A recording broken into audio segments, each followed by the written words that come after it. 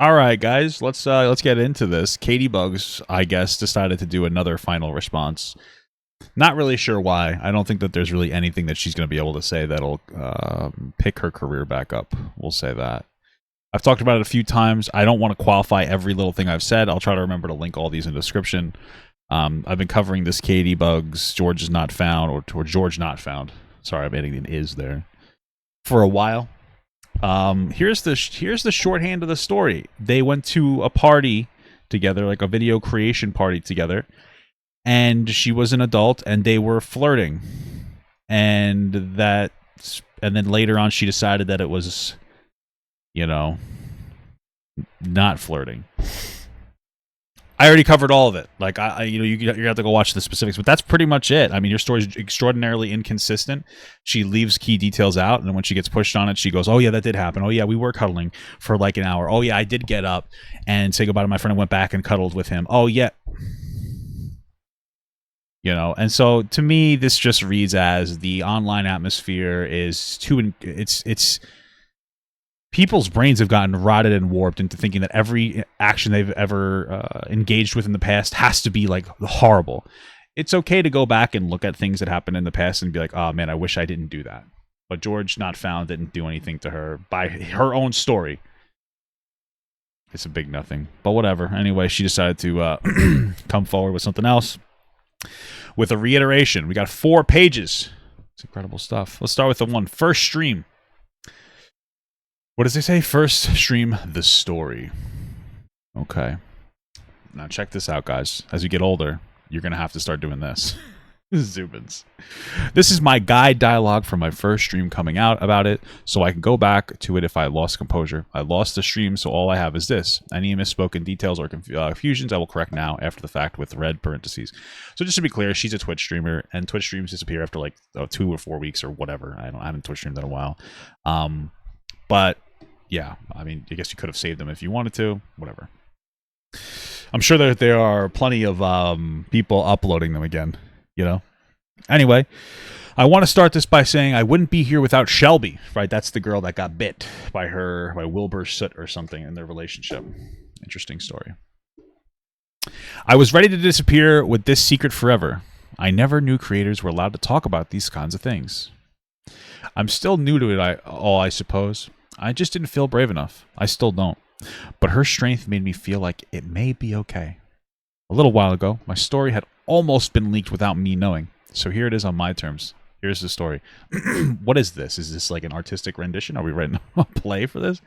Last year, at the beginning of summer, I was assaulted by a significantly older, popular creator. This is explicitly and objectively not true. Just to be clear, we have hours. We looked at this like 5 hours. The details are this. They were at a Twitch party together. They were interested in each other. She was 18. My understanding is that she wasn't supposed to be there unless she was 21, but she got a fake bracelet. Anyway, she was in there. They were all chatting. They were all having fun. They were being flirtatious with each other. She even showed text messages that after the fact they were still being a little flirtatious. They cuddled for like an hour. I think he put his hand and like kind of touched her waist and maybe like moved his hand up. Normal stuff. Like he was shooting. Listen. Here's that. That's it. There's really nothing there. There was no assault. She was able to leave if she wanted. She decided to get back. Like her friend was like, "Hey, I'm gonna go," and she was like, "Okay, bye." Got up, walked him out, and went back and cuddled more. Like you're not under any duress. You're not under any threat. This is not an assault situation. The worst case scenario for George is that they were cuddling, and then he went for a move and put his hand up her shirt a little bit more. To maybe touch her breast, which hasn't been confirmed. That's what she says. He, from what I remember, does not say that. But either way, the reality is that's the natural progression of like those types of situations. I believe in very explicit expressed consent, but the reality is that like these types of situations, like if you're hanging out with a girl, you're talking, you're flirting, everything's going really good, then you guys start to like hug and cuddle and you're having fun and you're being flirtatious, and then you move the hand up and see how far you can get. That's like normal flating, like a normal scenario. That's it. She's never even communicated, like she's not under duress, like I said, clearly by the fact that she could have, like she got up and left. She wanted to be in that situation. This is not an assault. in any capacity. And I think it's very it's extraordinarily diminishing of people who've actually been assaulted. She wasn't assaulted in any capacity. That's just not what happened. And the fact that she keeps saying that is demeaning to people who have actually happened. I was 18. I had just graduated high school a few weeks prior. We now know, okay, you're still 18. I was drunk in a hotel room with other people around me as it happened. Everybody was drinking. Just to be clear, he was somebody I had once watched. He was 8 years older than me and far more powerful. Okay. So we're obviously getting introduced to the concept of power dynamics. To be clear, power dynamics, the existence of them, does not mean that they are being abused. You liking somebody because he's a big creator that has fans doesn't mean that he's taking advantage of you. Unless he leverages that power. If he goes, if you have sex with me, I'll help you with your career, or goes, if you don't have sex with me, I won't help you with this career, that's abusive. But you liking him because he's a big creator, okay. What's the difference between that and liking somebody because they have a lot of money? There's nothing. It's just a part of the package for you. You know, these are called groupies, by the way. This is a groupie scenario. Him being physically stronger is irrelevant because there was never any type of duress. You even expressed that yourself. Like I said, you actively got out of the scenario and went back into it, even though you could have left. You had an out. So it's just silly. Far more. It's a lot of loaded language. She's doubling down. The full story is quite short. I was at a convention in a hotel room. It was my first convention I was invited to. So I stuck with one of my best friends the entire time, except she didn't. Nervous but excited about it all and feeling grown up. One night, we were at a house party. When we decided to leave, it was me, my best friend, and her friend. This other friend was romantically talking to a really big creator at the time. He was also the best friend. I think that's Dream. He was also the best friend of my soon-to-be assaulter. Not true. She wanted to go back to his hotel room, but didn't want to go alone, so we went with her. They all wanted to go there. They all showed up drunk, just to be clear.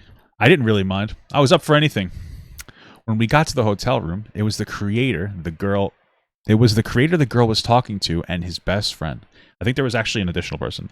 The two of them and the three of us in the hotel room. I believe there was a third person.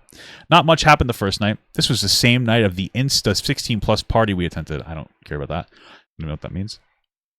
Just some drinking and talking at a table. The guy's friend had been passing flirts at me the entire night, but because he was the oldest in the room, we assumed he didn't know my age. Okay, and you were flirting back, to be clear. Later that night, when I left, I received Instagram DMs from him, and in my Instagram bio, in bold, was my age, 18, supposedly confirming that he knew how old he was. Now, I'm pretty sure that he proved that it didn't even say that she was 18 in her bio, because something to do with the way that the text was. It was a weird type of text she used to say she was 18, I believe, so it didn't actually show. Either way, it doesn't matter. You're 18. I don't care. Do I think 26 and 8? Do I think a 26-year-old should be trying to date an 18-year-old? I don't care. You're an 18-year-old. You could think something is weird, but not illegal, and it's not. So I'm not concerned. A few days passed when I found myself in the same situation. Us three at a party when it got boring, and whether the one girl wanted to leave and go to her guy's hotel room or asked us to, I can't remember. Once again, I was drunker than the night before and was willing to go anywhere. Okay, so here's the thing. If somebody is so incredibly drunk to the point where they are like basically blackout, passed out drunk, and you're not, you should never engage with that person. The reality is, though, is that getting drunk and being blackout drunk are not the same. You're still responsible for your actions when you're drunk. So if you're drunk and having a good time and your inhibitions are lowered, that's you. If you can't control your drinking, especially since you're 21, you're 18, I understand that, but you're an adult, then don't drink. You being drunk and you both were drunk. Both of you, like, that's the reality. So, like, the undertone here is very loaded. Is like, well, I was drunk and he took it. You know, if a guy's drunk, it's the same thing. You know what I mean? For what, did you take advantage of him too? He was drunk. It's just annoying. Being blackout, passed out drunk is different. And there are some people who get like blackout drunk who still look like they're completely cognizant, which is not typical. But like, you weren't blackout drunk. You guys were drunk and having a good time. And so were they. You were all drunk. I was naive. And so we went back. I remember a friend seeing me in the lobby on the way. They were worried by the way I was acting and asking if I was okay. It was an eerie feeling. Like they could sense something was wrong. I wonder what may have happened if I picked up on it. And I wonder what if I wasn't so drunk that I waved it off. Wow, maybe you shouldn't drink so much. You know, just a rule of thumb for life. You should do your best to assign as much blame onto yourself again in a productive way. You know, I've been in bad relationships and like I also would act incorrectly, but I would go like, okay, you know what? I should have looked at this and stopped this. I should have looked at this and stopped this. I should have disengaged in this point. And I didn't. And you look back at that, it's like, okay, do better next time. Assigning as much, like, for that's what you should be doing. Like, hey, you know what? I shouldn't have gotten really drunk and snuck into a hotel room, basically, and got, like, a fake bracelet that said I was 21 when I was 18 so I could drink. I really shouldn't have done all these different things, you know? Like, you weren't assaulted. That night, I went up to his room, back at the hotel room again, where the 2 friends and us 3 girls. There was another girl and a guy there, but they weren't there for the assault. Wow. I don't think anybody was, because it doesn't exist. There was more alcohol in the room, and we were encouraged to drink some more as they offered it to us. Encouraged, right? You know, the undertone there is drink more of this so I can assault you. Everybody was drinking. It's not that deep. They said they would join us in drinking and insisted on drinking games, and I obviously complied because she wanted to play the drinking games. Acting like I don't know what it's like to have fun at, like, you know, 18 or 20 years old, drinking, being stupid. I'm like, okay. We sat on the couch and answered questions about each other, drinking a bunch, and the older guy sat next to me while playing. I confused my nerves for excitement. This is the funniest moment. I confused my nerves for excitement. She got excited, and now looking back, she decided that that it was actually nervousness. So despite the fact that she apparently expressed excitement, you were nervous. Now, not just to be clear, you can be nervous and excited, but the undertone here is that she was actually not happy with the situation. She was excited for the situation. She enjoyed it, and then looking back, she probably feels stupid about some of the things that happened, so she's trying to make it somebody else's fault instead of taking accountability for herself. So she's pretending she was assaulted. As I had never been around a crater so big before, I remember just getting drunker and drunker and really tired at the same time. It was around 3 a.m. Right before the incident, I answered a question about my age. We were playing a drinking game and talking about sex. I admitted to everybody I was 18, and the fact that I was a virgin at the time. Okay, so you're a legal adult. I remember back now to him answering questions about I remember back now to him answering questions about back when he was 19 or when he was in college, noting how my future was in his past, wondering how he felt sitting so close to me. I don't even think, none of this is true. She didn't sit there and go, wow, you're so old. I wonder how you felt. Let's have a philosophical conversation. Get the fuck out of here. So somehow this woman was so drunk. She was getting drunker. She was encouraged to drink. She confused her nerves for excitement. But then at the same time, she was writing poetry in her head.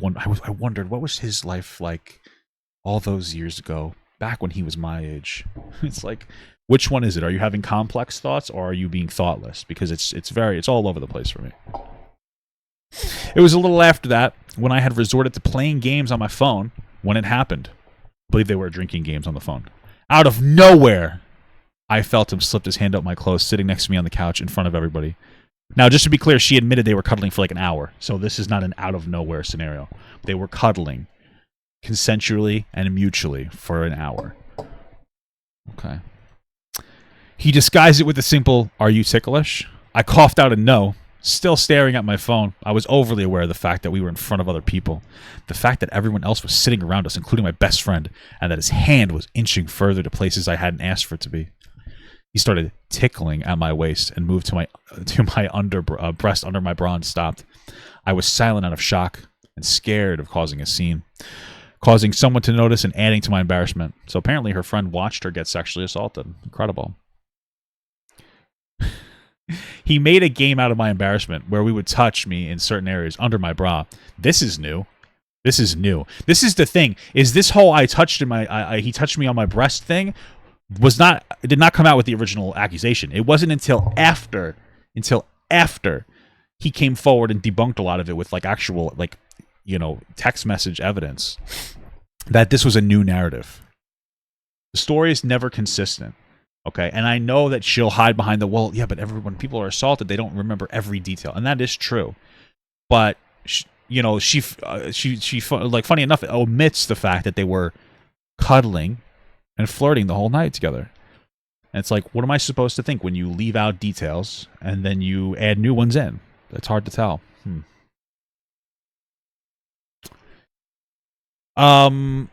He made a game out of my embarrassment where we would touch me in certain areas under my bra and make me lose the phone game I was playing. Again, I believe that this was the drinking game they were playing on their phone, just to be clear. I was scared. She's trying to make it seem like she wasn't engaging with him, but they were playing a phone game together. I was scared. I felt sick from the alcohol or his touch. It didn't matter because my mind was a blur. I didn't speak or move. While his hand was there, I remember being afraid to even breathe. I stayed there for a while, hoping my stillness could make me disappear. I eventually had to stand up after many minutes for it to even stop, because I was too frozen to speak up. I was scared to leave the room or make a scene out of embarrassment. And maybe it was my fault. Well, considering none of this is true, it is your fault. The night lasted until 6 a.m. I was still drunk, either from alcohol or tiredness. I went to leave, and the older guy decided to leave with me. It's so funny because this really reads... She completely ignored the fact that like her friend had already left by now, and she got up to say goodbye to her friend and then went back to cuddling with George, just to be clear. It's so interesting because this reads as like... you remember that one guy who went to jail for sexual assault for like 16 years, and then I think the creator of Lovely Bones falsely accused him of assault? This is like the same story.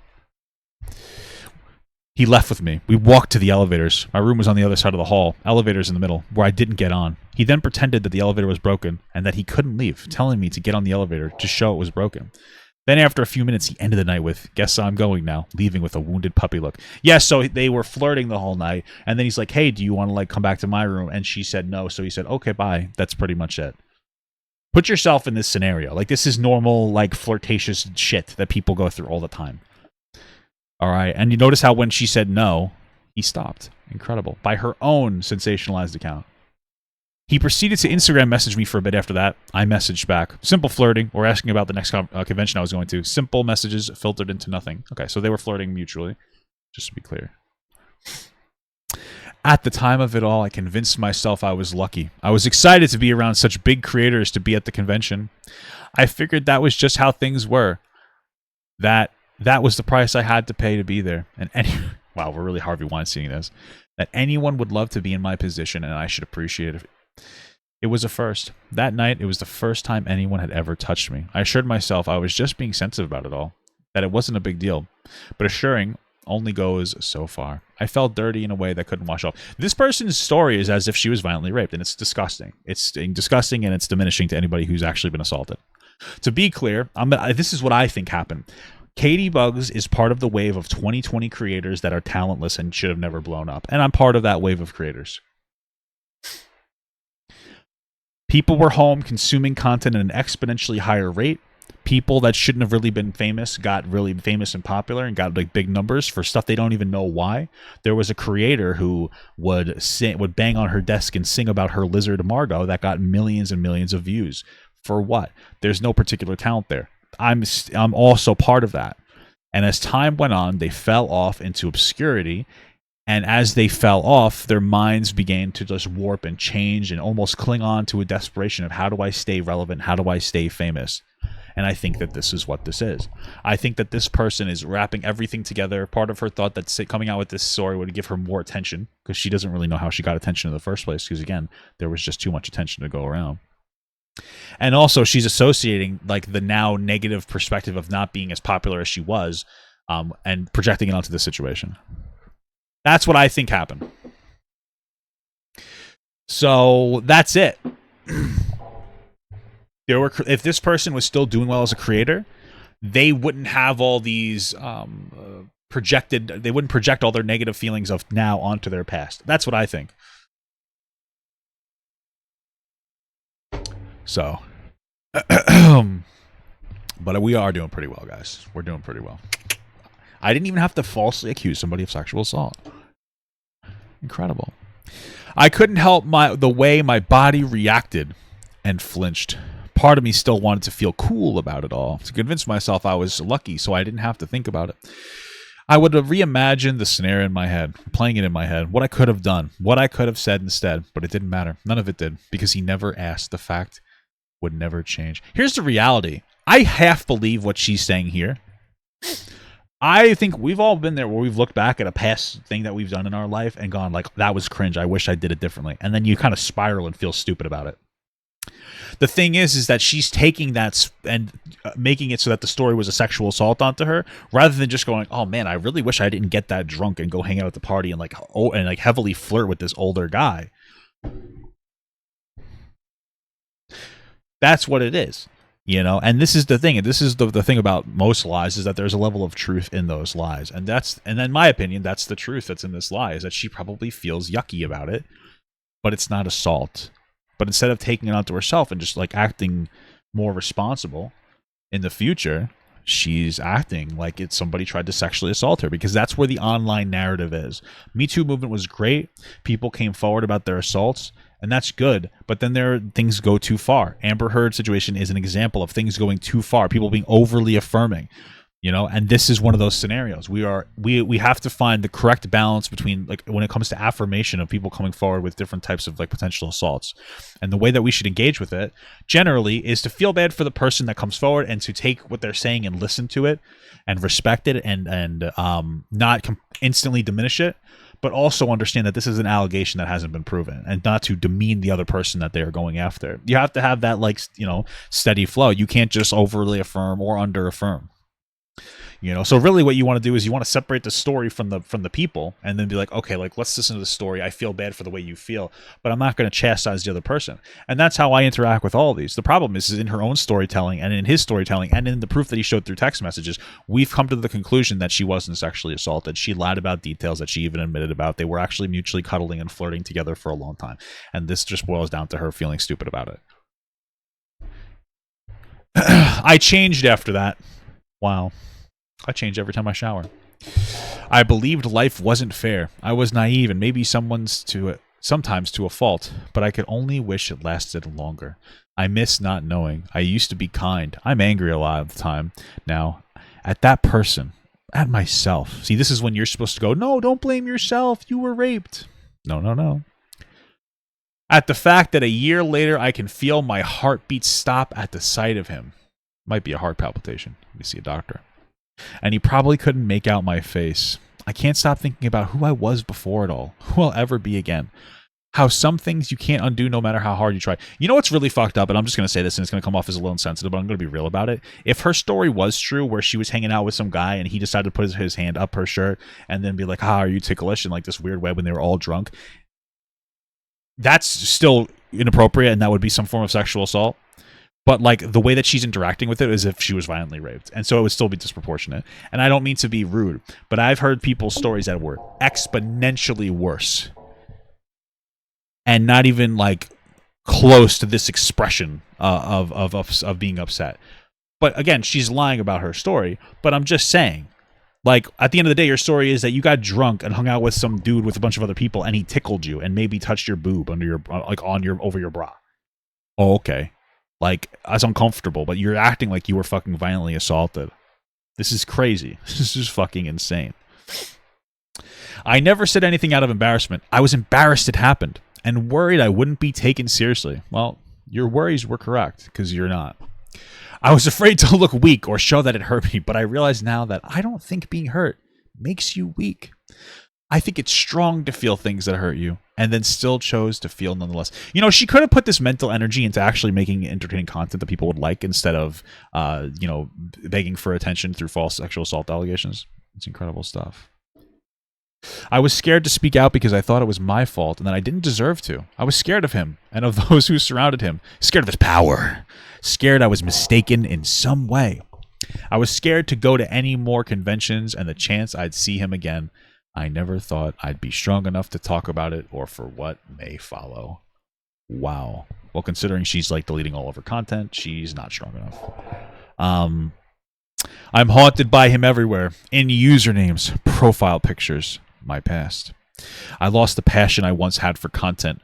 Row for anything, really. Just to be clear, that probably has nothing to do with George. Again, she fell off like everybody else did, and she never tried to figure out a content strategy because, again, all of us got big doing fucking nothing. And to my credit, I think I'm a little more talented than these people because I'm still going and I'm still doing well. And that's a lot of it's because of my wife. We have a lot of conversations about content and content strategy and XYZ. And we're always trying to figure out a new content strategy. But like that's what happened. So she lost passion because she just wasn't getting views anymore. And then, but again, she's adding that like it's George's fault. She would have been successful without George. Of course not. That's ridiculous. The association never goes away. All the years I spent creating this community felt a waste. I didn't even want to log into this app all over something I never asked for. I can't help but feel angrier all the time. Seeing the love I had for creation before it happened, I tried to forget about it all until it resurfaced as a fresh cut. I would have used the word wound, more poetic. Maybe festering wound. I remember a moment around October where I made a comment about a certain group abusing powers over minors in their DMs. It was an absent-minded comment, a possible subconscious jab out of my personal resentment. So she was trying to take a shot at people, and she's pretending that she didn't even remember the situation.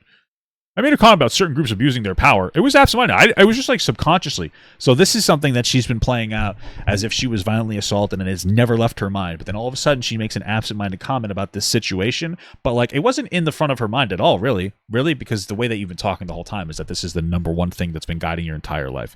Just inconsistent. My comments filled with people saying I didn't care about grooming victims, that I thought assault was a joke. I remember sitting there reading them, scrolling over and over again, heart beating fast. Over half of the comments had him as their PFP. I think in that moment, I really could have died. I was embarrassed of myself and angry at him and wondered if I could ever find peace in this life. The idea of, will I ever heal? It's scary. But I was tired of withholding my story to protect myself. I had spent so long convincing myself it was my fault or that I was a coward. You were a kid that flirted with a dude. Relax. And you were an adult, by the way. Like, you're all legal adults. I just wanted to disappear, but I didn't because I realized this is a problem bigger than me. Oh, wow, she's just a real champion. It may sound dramatic, but it's how I felt for over a year. I feel everything strongly, and I don't want that to change. It was a big deal to me. I spent too much time downplaying my own experiences and still am. I'm trying to realize it's okay and to stop blaming myself. My story is about power, age, and consent. It pisses me off that they can hide behind their power while victims are left helpless, no matter the scenario. My biggest fear speaking out was you guys. I wanted to keep my community safe for what may follow and most importantly from the ugly truth of life sometimes. I promised to be open and honest with you all. I know, but I didn't want to break up what we have. Wow, so she only kept it private for so long because she's a hero. She kept it bottled in for her own fans. I wanted to stay strong for you guys.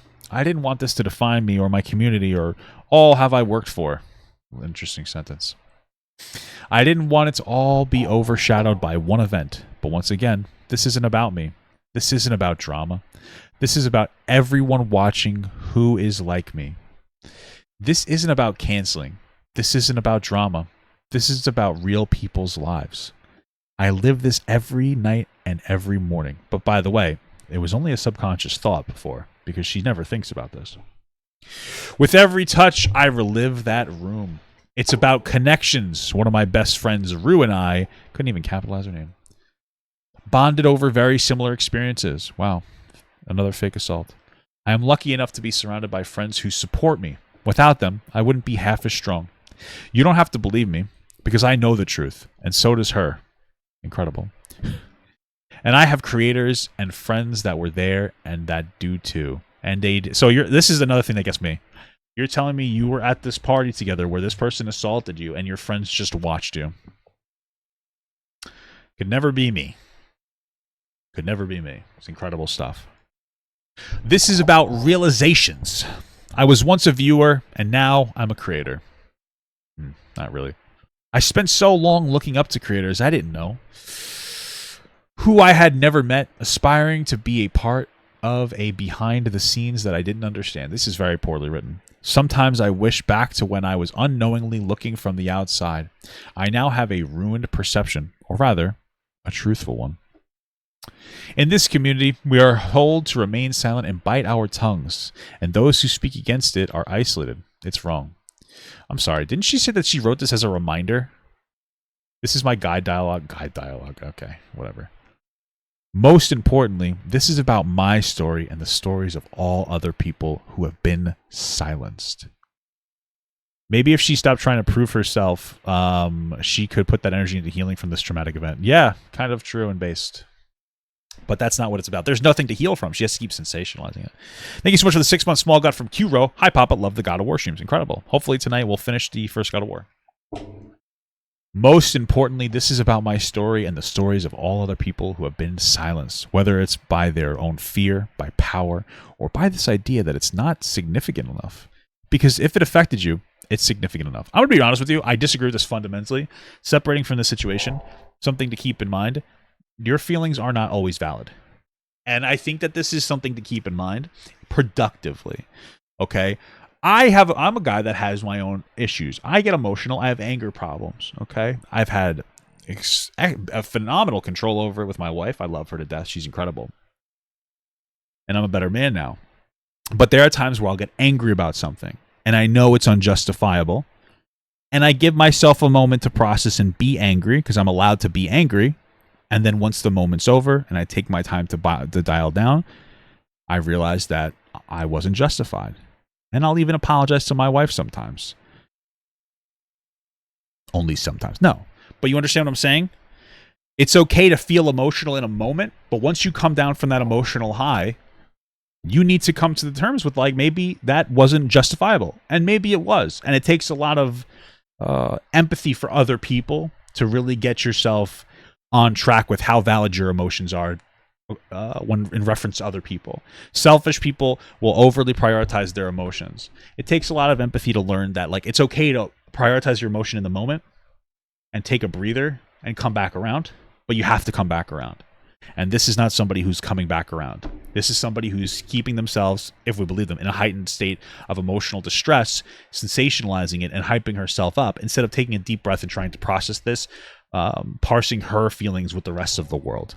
Because we live in different realities, right? We have our feelings in ourselves and our perception, and that's our reality. And other people have different realities. And there is a very complex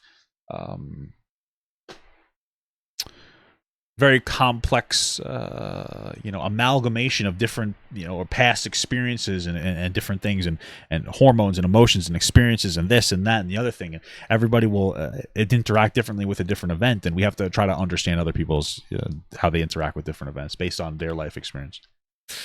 So anyway, your feelings aren't always valid is my point, but make sure you say that and understand that in a productive capacity. This is also about all the asexual people out there surrounded by a world where you're wanted for your body. Okay. You guys think that she's actually asexual, or do you think that she's desperate to be part of the LGBTQ? I don't know. I grew tired of not being able to speak about my own story, and if it wasn't for Shelby, I would have never realized my silence was bringing me everything except peace. I'm sure that you feel very peaceful now. I experienced firsthand what the power of speaking out can do. I hope this can be some help to those of you who are like me too, because we aren't defined by what has happened to us. I want to remind you all that it's okay to not speak out because you don't owe anybody anything, because it's your story to tell and yours to heal from, and only yours. Sometimes the most healing treatment in the world is realizing you're not alone in your experiences. Wow. Beautiful. That was part 1. This is part 2, and it's called Clearing Things Up. This is in response to questions and reactions to my statement, as well as an edited stream be posted. Great. It's been advised a bit for condensing, you mean revised, purposes, as well as my tendency for running on. This is maybe we're in this. Maybe we're mentioned. To clear everything up in my first stream where I mentioned being touched underneath my clothes, and his video where he mentioned touching my waist and moving his hand up, but didn't want to get into detail because I didn't. I mean, he touched my breasts. The sexual assault at the hand that was unconsensual was him touching my breasts. Wow. Maybe he was just trying to find them. I would like to, by the way, I'm going to be insensitive because this person is obviously lying and confirmed lying. I would like to also admit my mistake to mention where there were 3 girls that night initially. There was also another guy, George's friend. It's obvious that she went back to the first one and edited some stuff up, so this isn't exactly George's friend that was there as well. Both the guy and the third girl weren't there for the assault. There was no assault. No one was there for it. That's why I didn't include them in my assault story. which made sense to me, but I owned that mistake. He admitted to touching me, that I was drunk. He was also drunk. That I didn't verbally consent. Just to be clear, verbally consent. They were cuddling for more than an hour. There is such thing as nonverbal consent. The reality is, and I think especially for young men, it's difficult to understand nonverbal consent because we are emotionally stupid, right? It takes a lot to understand that. We've been raised that way. We've been raised to suppress our emotions. We've been raised to really get angry as an emotional response to everything, and that's a problem for us. But the reality is nonverbal consent still exists, and this is, from what I've seen, not an issue of him misinterpreting a situation. Because if anything, he was kind of fucking beta. All right, he cuddled with her for an hour and didn't get any pussy. Wouldn't be me. Just gonna be real with that, okay? All right. The girl's gonna cuddle with you for an hour. She'd fuck you. I mean, come on, bro. Oh, I forgot she was asexual. Fortunately, I'm bisexual. Yeah, so there is such thing as a non-verbal consent. I still believe in explicit consent. You know, before I even kissed my wife, I asked her if I can kiss her for the first time. Like, the reason why people think it's not sexy to ask for these types of things is because only nerd doofuses are the ones who ask. But attractive guys that are smooth can start to ask in a sexy way, you know, or the flirtatious way. So, like, you can ask for consent. You know, you can get your lips close to a girl and say, I want to kiss you. You could say, can I kiss you? You could say it sexily, as if you're ready to do it. Not like, can I give you a kiss? Be confident about it is what it comes down to. But either way, considering the fact that they were cuddling for an hour, the next natural progression would be to put his hand under her shirt and like touch her a little bit and tickle her, which seems to be what had happened. But they were flirting. In my mind, the conversation is over. He said silence does not equal consent. Yet, 1, never got verbal confirmation from me. 2, choose to move to sexual act on the couch where everyone was hanging out without asking. I don't know how those two facts coexist. How can I consent when there was no question? How can I consent when drunk? See, this thing bothers me too, because we have this idea where, like, if a man is drunk, it doesn't matter. But if a woman is drunk, she can't consent. And we have these conversations about, like, male sexual assault survivors. But when it comes down to it, we don't care anymore. And this is one of those situations. If you're in a scenario where both people are drunk in an equal capacity, which seems to be the case, where neither of them are blackout drunk, why is it that your mind defaults to, I was drunk, I couldn't consent, but not factor in the fact that he was also drunk? You were all drunk. And if you take this and you apply this fundamental logic to another scenario, if a woman is drunk and a guy is drunk and she actually assaults him, well, how? Because you can't consent as a woman, but men can consent when they're drunk. So this type of language, at the end of the day, really comes down to diminishing male sexual assault survivors. This is really what that does, just to be clear, right? So it's idiot speak. And it really is one of those things where, like, socially, we've gone so far left, we've gone right. Right, this is one of those instances. Again, blackout drunk is different from being drunk. But conservatives have this idea where, you know, very like far right conservatism, not all conservatives, of like you have to ask the father for marriage, and because he needs to be basically the one who facilitates the relationship. So if you want to marry my daughter, you need to ask me for her hand in marriage, and blah blah blah blah blah. Well, what is this? This is you're telling me you are too fucking stupid to be able to get drunk responsibly and still consent. So what do we need to do? It looks like your dad's going to have to consent for you because you're too stupid. You're an 18-year-old. You're an adult who chose to drink alcohol. You weren't so drunk you couldn't consent, and you flirted with a guy. Okay? If I got drunk and went into a car, am I exonerated from any fault? No. So this is one of those instances where, like, you're taking so much accountability. You're taking so much... you're taking agency away from a person because, well, I was drunk, I couldn't do anything. You're still an adult. You still have agency over yourself when you're drunk. You don't get to go, I was drunk, I can't consent. But the other guy who was just as drunk as me, he could consent. None of these things make any sense. And if you're telling me that you, as a woman, as an adult, you're young, but you are an adult, as a legal adult, that you can't drink, and without, the second you're drunk, even if you're not blackout drunk, you can't consent. You're telling me that you are stupid and inferior, and we need to take away women's rights and have their fathers go back to the old days and consent for you. Okay, this is idiot speak. You're a person. You can't decide to remove agency from yourself because it's convenient for you.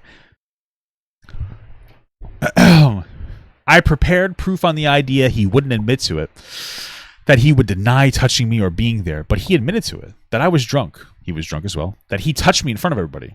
That I never said yes, nor did he ask. Yet I'm still asked for a response. Proof, explanations.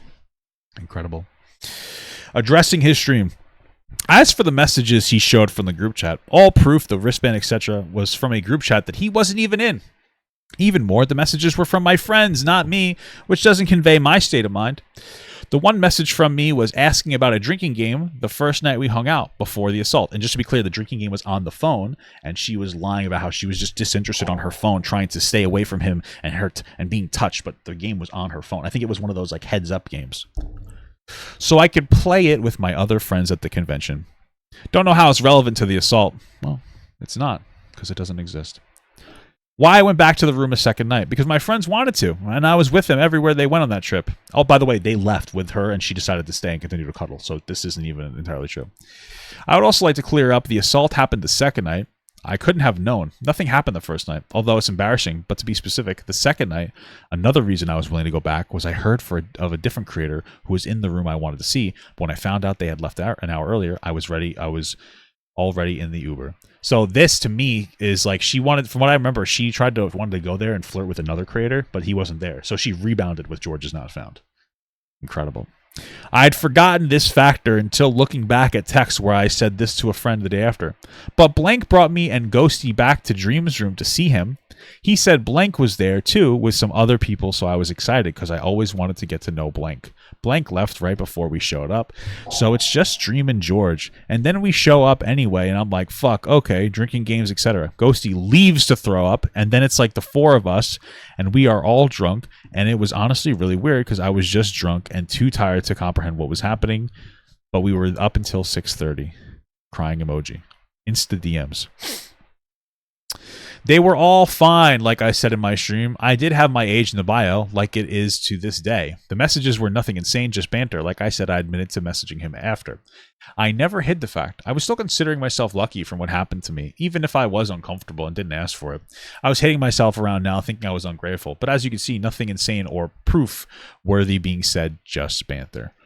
Wow, incredible. So she showed these DMs. It was whatever. What George had said was that, like, yeah, that it didn't show him that she was 18 in her bio. And I think it was because she had her thing under, like, a business account that said booked. So I don't remember what it was.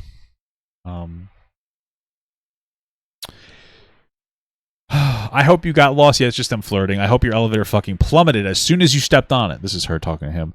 I'm so sorry for the bad news, but it didn't, and I made it back so easily and slept so well. Try harder to die next time. So you better start being nice to me. If you come to Dream's Hotel again tonight, I'm shooting your leg, so don't. That's her asking him to come there. Oh, awkward. I'm in his room now. You ain't gonna do shit. Throw a wet tampon at you. It worked. Thank God. Never message me again. Can't believe you already missed me. Why are you so busy? Surely you have time for me. You're not a popular guy. Wait, which one is her? Oh, he's calling her a guy. I have time, just not for you, and I'm a popular guy. Ask any girl you know. I don't know any girls. Why don't you have time for me? Okay, so I'm pretty sure... So they're flirting. This is a flirtatious conversation, just to be clear. This is a flirt. If you don't realize that, you're probably young and don't understand. This is a flirtatious conversation that they're having. They're bickering back and forth. She's being kind of a dick. I don't know why he's calling her a guy, but she's talking to George Not Found. So that's flirtatious. Again, I felt lucky to be talking to a verified account, someone famous. By the way, she's sitting here talking so much about how she was so nervous and didn't want to ruin stuff, and she felt like there was this power dynamic. But her idea of, well, this flirting is very antagonistic. So if I was self-conscious about upsetting somebody, I wouldn't talk to them in this way. This is what you do when you're talking to somebody really comfortably because you feel comfortable with them. You don't say I hope your elevator fucking plummeted as soon as it stepped on it unless you feel comfortable with the person or you actually want them to die. So for her whole idea is like, I was so uncomfortable. No, you're not. This is very clearly like you guys are very comfortable around each other and you enjoy his company. You're telling him that you hope he dies and you're going to throw wet tampons at him as a silly little flirtatious thing. And you're trying to make it seem like you are not comfortable around it. Like, I just don't believe you. Like, this is, like, you're being stupid, and you're doing it on purpose. Again, I felt very lucky to be talking to a verified account. Someone famous. Someone I had followed and watched for a while. An idol, in a way. If I could go on being friendly, maybe I could pretend it didn't happen. Except I was uncomfortable with what happened. The fact doesn't change. The friendliness was me trying to swallow it and suck it up so I didn't have to acknowledge or accept it. Although our text ended a month after. I could see why people find me at fault, because when many people think, if I were in the situation, it seems black and white, but it wasn't. The thought process of someone who went through what I have is a very unique experience. She didn't go through anything, which is why I understand why it seems stupid. Only so many people can understand. Again, like he said, at one point he asked for my snap. Okay, great. But we did not Snapchat much at all. I don't use Snapchat. Any messages sent there vanished after 24 hours because I barely replied, the most that happened were a few pictures of him with a quesadilla. What are you asking me? That he sent me. And then I resorted back to the DMs where I felt comfortable. I know that she's trying to be like, it was weird that he did that, but I don't care. Which didn't last long. The time we all stopped interacting was around Paris TwitchCon. Okay, so you lost interest and he stopped talking to you. You guys lost interest in each other. I walked him out of the elevator. We left at the same time. My room was on the other side of the floor in the hotel. You had a hallway of rooms on one side, elevators connecting them. Then the other hall. I was on the opposite side, therefore had to walk through the elevator room. I didn't walk him there. We both headed in that direction. I said, well, bye. And that's when he did the whole elevator is broken bit. So based on the messages she just showed us, they had a flirtatious type of like silly relationship. She walked him to the elevator, and then he was like, hey, you want to come with me and hang out more? And she said no, so he stopped. You're telling him that you hope he dies in the elevator, and you expect me to believe that it was some kind of awkward interaction? Absolutely not. You're being silly. We cuddled. A lot of, and practically any touch was initiated by him, probably not realizing it. At one point, he was literally spooning me from the left as I faced him and talking to my friend. So they were cuddling. A lot of the cuddling he may have felt was personal, but was just me being drunk. Everyone on the couch was doing the same thing, all drunk, close together, touching each other above the clothes. But I get it. I was drunk. Listen, I don't care. If you're gonna get, when you cuddle with somebody, that's communicating that you're ready for the next step. If you're too stupid to understand that that's what that is, that's a you thing. The rest of the world cuddles in any normal scenario when they have some kind of an interest in somebody, unless it's like your fucking mom or something. Okay? So you're cuddling with this guy. You're trying to downplay it, but you cuddled with the guy and you gave him the idea that you were interested in being flirtatious. So he took that to the next level and he tickled you as a way to try to, like, you know, push forward more, and you weren't into it, so he stopped. This is ridiculous. I didn't think cuddling automatically meant it was to turn sexual. Okay, then you're an idiot. I don't know what to tell you. It's because she's asexual, she doesn't understand. I don't believe any of that. You could say, well, maybe she's asexual and doesn't understand. I don't believe that has anything to do with this, specifically because all of this entire situation is her overplaying her assault, which doesn't exist. She removed this conversation of cuddling, and nobody's that fucking stupid to realize that that's not a next step initiation. You'd have to be so closeted from the entire fucking world to not understanding that cuddling is usually a precursor. When you cuddle with a stranger that's showing flirtatious interest in you, that could turn into something. So that's what the reality boils down to. There's so much more here. So I wasn't going to push him off in front of everybody. He took it a step further in front of the audience, all because he assumed things and assumed he had the right. As a shy person, I could not speak up in front of him and everyone else, but I can tell him to go die on an elevator. That's not shy. Let alone say yes. Even if you wanted to take a step forward sexually, why do it in the open? If you're cautious about consent, why not ask? That's usually the first step. And more importantly, why does everything have to get taken a step further? After knowing him a day, sitting on a couch with others, and may I reiterate, I was drunk. And again, so was he. She could have moved. She literally did get up and move and went back to cuddling, just to be clear. Yes, I got up and sat in the same spot, getting up to drink more, etc. Mentally, I believe in a room on a sofa with people on it. You just sit back where you were when you got up. Especially since all of us were there. Mentally, I was also drunk, and even if I were to move, that would be an obvious hit to his ego, to him and everyone in the room. I didn't want to act weird or suspicious. Honestly, I didn't want anyone else to know what happened yet. But he was groping you from your story in front of everybody, but they don't know what happened yet. Incredible. Yeah, I'm asexual, and that's cap. Asexuality doesn't erase your ability to recognize social cues. Exactly. If she was autistic, maybe that would be different. Getting up or leaving was a bold move I didn't want to make, even though her friend did get up and leave and she could have left with them. I could just deal with it till the night was over, and I didn't want someone I had watched for a while or with a large following to hate me for denying to even sit near him. That's a you problem. Like, if you were too weak to, like, disconnect you from the situation because he was a popular guy, I mean, that's just a you thing. If you felt uncomfortable, there was no duress. Just move on. If you're sitting there and you're like, oh man, I'm uncomfortable with the situation, but I like a guy, I like him because he's a big creator, so I'm going to deal with it, that's a you thing. You have to, like, set better boundaries. Like, stop being so weak. I don't know what else to tell you. You weren't captive. You weren't under any duress. So even if this is true, like, be stronger.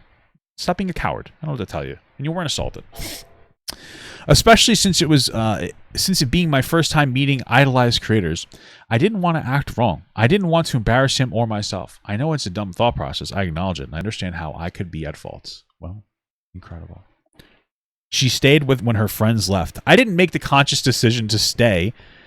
Decision to choose to stay. My friends left throwing up in her hand, and I didn't know she was so drunk she couldn't hold in her vomit, so she left and passed out in our bathroom throwing up. You could have left with her, and you explicitly got up to say goodbye to her. I already know that this was part of the story. And the more the night went on, the drunker I was. Like I said before, I put up with it in the moment and stayed with the other girl who was there. Equal numbers. Wow. So maybe you should stop drinking. So you're telling us that you were super uncomfortable the whole time, and it was really uncomfortable, but you kept drinking, and you didn't look for an excuse to leave the situation. Your story doesn't add up. Those last points, may I remind you, are not an invitation to be sexual or that I wanted it, and if he thought I did, he could have asked. Well, he assumed because your body language. We had just met. So, do you know what casual sex is? I mean, literally, that's like a thing. Both men and women engage in casual sex. Why did he think he knew me so well that he could assume how I felt? Well, probably because you guys were cuddling for an hour. Assume that he knew that what my mannerisms meant. You didn't know me. Apparently, you didn't even know my age, but you knew what I wanted? No. Well, no, he didn't. That's why he was tickling you as a teaser and didn't push too far. He assumed it was what I wanted because why wouldn't I want that from him? That's a lot of assignment onto him, considering you guys cuddled for an hour. It's probably more of an indicator of interest than that he was a big entitled creator that felt like you would want to fuck him. But she's adding a lot of narratives into this. She's overloading it. He's not just somebody that crossed a boundary. He's an active rapist predator that felt entitled to her body. That's why he quite literally didn't force her to go into the room or continuously be overly sexually aggressive in any capacity. Right? Makes perfect sense. Since when was smiling an invitation? When was sitting next to somebody an invitation? Since when was being drunk an invitation? You were cuddling. Any laughing I did was his hand under. Any laughing I did with his hand under my clothes was out of nerves, hoping no one noticed because I didn't think cuddling would result in that. Okay. And my shock left me speechless because I had never been to a guy's hotel room, never done anything sexual, and never expected that cuddling meant what it did. I didn't know if this was normal or not. You touched me for the first time, a fucking grown man who knows better. I don't know what he knows better to do, but okay. Why do I have to be strong and pull away or say stop? That's not being strong. That's being an adult. Just to be clear, putting out clear boundaries is not a tactic of being strong. It is a tactic of being a person. If you're uncomfortable with the situation, say, I'm not comfortable with the situation. So what she's really saying here is, why can't you just read my mind? We just cuddled for an hour, and then we're tickling. I'm laughing, and I'm enjoying myself. I didn't leave when my friend left. I got up and sat back down next to you again. Why can't you read my mind that I don't actually like you? Okay. It's my fault because I was asking for it, hinting at him. I should have known, but never his for not being able to ask a simple question before doing it at his age. Silence can be consent. A head nod is silent confirmation. Nobody's saying silence can be consent. We're talking about body language, non-verbal consent. We understand non-verbal cues all the time. In order for confirmation to happen, it needs to follow a question that was never asked. I think that this person should just never leave her house because she's clearly not capable of existing in the real world. And how is a drunk person supposed to consent? You can consent when you're drunk, you idiot. That's what I'm talking about. There's unintelligence here. You can consent when you're drunk. You can't consent if you're passed out or blackout drunk. She wasn't that. You were all drinking. You were all equally drunk. If you can't consent, then he can't consent, and you raped him. You think I was in the power to consent to a 26-year-old man touching me because I left?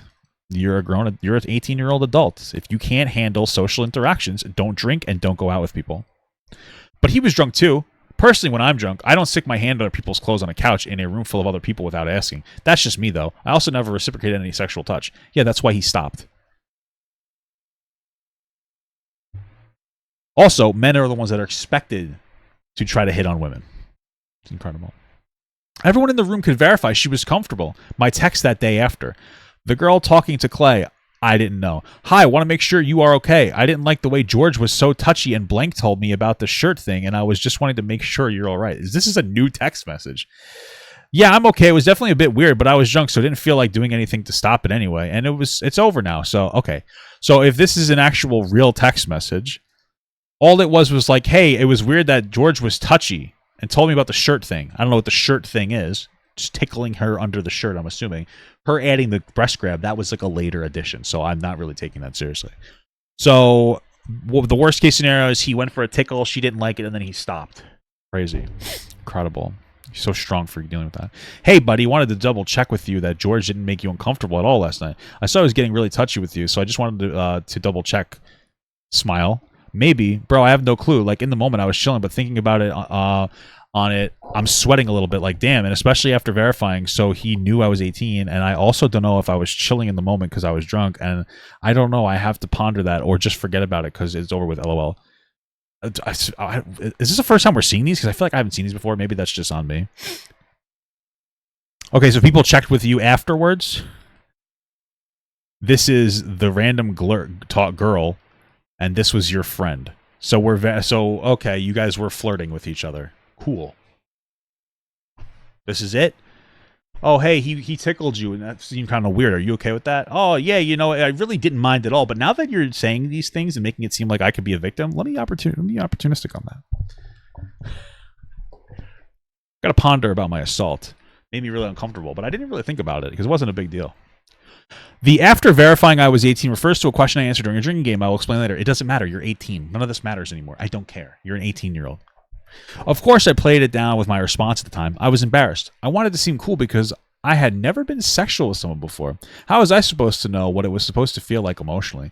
Was I nervous and uncomfortable because I didn't want it, or because I never experienced it, or because I was drunk?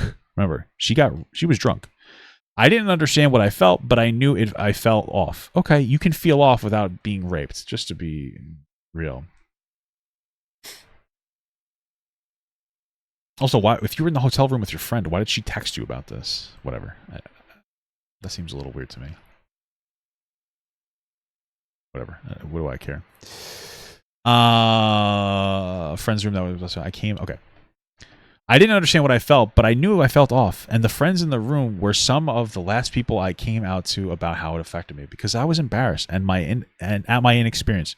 Maybe you shouldn't be going around drinking and putting yourself in these scenarios.